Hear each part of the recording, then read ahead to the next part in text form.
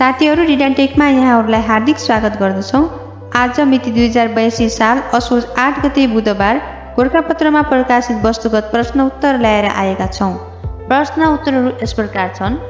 प्रश्न नम्बर 1, बालन डी ओर अवार्ड 2025 विजेता खेलाडी को हुन्? यसको उत्तर छ पुरुषतर्फ ओस्मान डेम्बेले, फ्रान्सका फरवार्ड, महिलातर्फ आइताना बोनमती, स्पेन लगातार तेस्रो पटक जितेकी। प्रश्न नम्बर 2, नेपाल विद्युत प्राधिकरणको नयाँ कार्यकारी निर्देशकमा कसलाई नियुक्त गरियो? यसको उत्तर छ मनोज सिलवाल। प्रश्न नम्बर 3, सरकारले केन्द्रीय अनुसन्धान ब्युरो CIB को प्रमुखमा कसलाई चयन गर्यो? यसको उत्तर छ AIG मनोज केसी। प्रश्न नम्बर 4, जेन्जी आन्दोलन विक्रमसम्म 2082 भदौ 23देखि 24 को सन्दर्भमा भएका घटनाको अनुसन्धानका लागि उच्चस्तरीय न्यायिक जाँचबुझ आयोग कहिले गठन गरिएको हो? यसको उत्तर छ विक्रमसम्म 2082 असोज 5। असोज 5 मा बसेको मन्त्री परिषद बैठकले पूर्व न्यायाधीश गौरी बहादुर कार्कीको अध्यक्षतामा 3 सदस्यीय आयोग गठन गरेको। प्रश्न नम्बर 5, दुधकोशी 2 जलविद्युत आयोजनाको विद्युत उत्पादन क्षमता कति रहेको छ? यसको उत्तर छ 70 मेगावाट।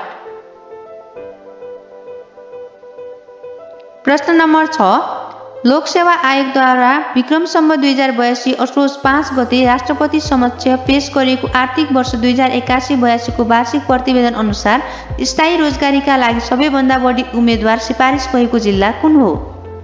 यसको उत्तर छ जुम्ला। सिफारिस भएका कुल उम्मेद्वार 2592, पुरुष 1690, महिला 902। प्रश्न नम्बर 7, सिंहदरबारको निर्माण कसको पालामा भएको हो? यसको उत्तर छ चन्द्र शमशेर।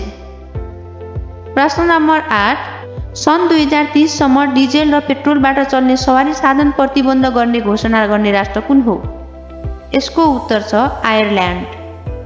प्रश्न नम्बर 9, भैरव पुरस्कार 2082बाट सम्मानित हुने व्यक्तित्व को हुनुहुन्छ?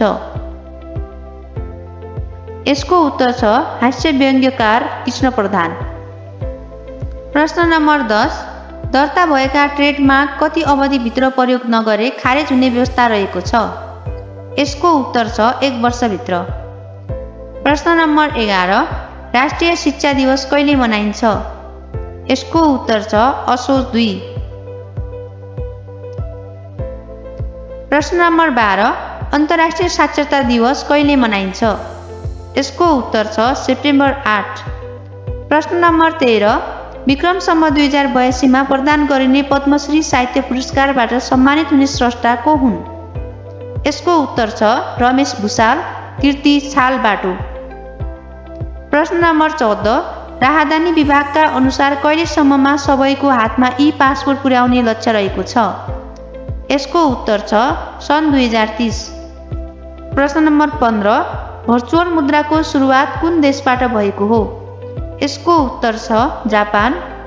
प्रश्न नम्बर 16, नेपाल पत्रकार महासङ्घको पहिलो महिला अध्यक्षमा निर्वाचित हुन सफल सञ्चारकर्मी को हुन्? यसको उत्तर छ निर्मला शर्मा।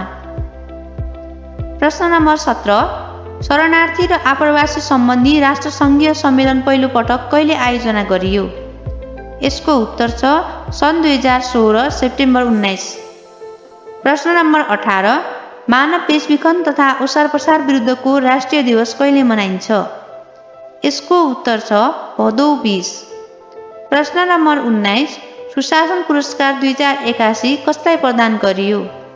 यसको उत्तर छ अख्तियार दुरुपयोग अनुसन्धान आयोगद्वारा प्रदान गरिने सुशासन पुरस्कार 2081बाट रमेश धमला, कान्तिपुर टिभी, नमराज मैनाली, नयाँ पत्रिका, प्रपेन्द्र कार्की, नागरिक दैनिक र सविता अछामी, नमस्ते खोटाङ.com सम्मानित भएका।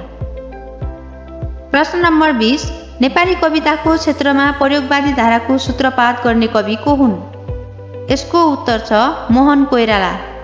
प्रश्न नम्बर 21, सन् 2025 सेप्टेम्बरमा ग्यालपद्वारा सार्वजनिक गरिएको ग्लोबल सेफ्टी प्रतिवेदन अनुसार विश्वकै सुरक्षित देश कुन रहेको छ? यसको उत्तर छ सिङ्गापुर। भिडियो अन्तिमसम्म हेरिदिनु भएकोमा यहाँहरूलाई धेरै धेरै धन्यवाद। यस्तै खालका भिडियो हेर्नको लागि हाम्रो च्यानललाई सब्स्क्राइब गरिदिनु होला। साथै भिडियो मन परेमा लाइक गरिदिनु होला र साथीहरुमा शेयर पनि गरिदिनु होला। धन्यवाद।